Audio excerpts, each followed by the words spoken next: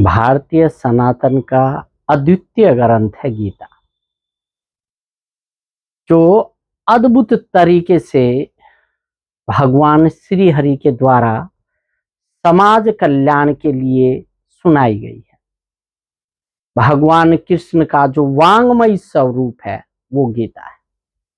अभी चिंतन करते हुए एक अद्वितीय श्लोक दिखाई दिया, जिसको चिंतन करने के बाद विशेष आत्मिक सुख प्राप्त हुआ।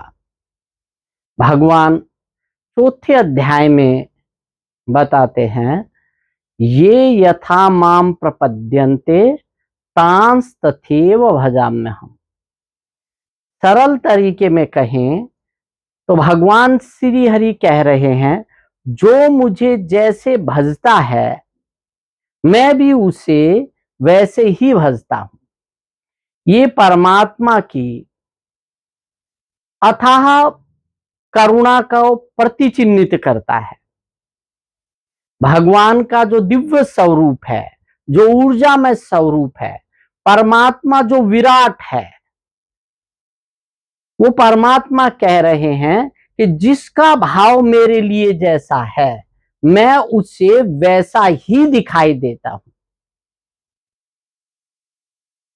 अद्भुत बात यह है कि जैसा आप चिंतन परमात्मा से करते हैं अपने जीवन के लिए, आपने एक मनोभाव बनाया कि मैं परम सुखी रहूंगा।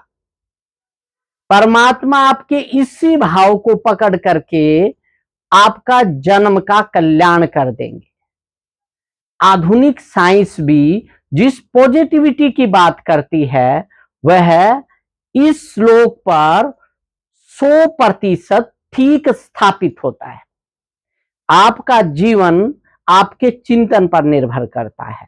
आपको परमात्मा क्या देगा, परमात्मा का आपके लिए क्या भाव होगा, वो विराट ऊर्जा जो पूरी सृष्टि की मालिक है आपका किस तरह से लालन पालन करेगी, ये आपके परमात्मा के चिंतन पर निर्भर करता है।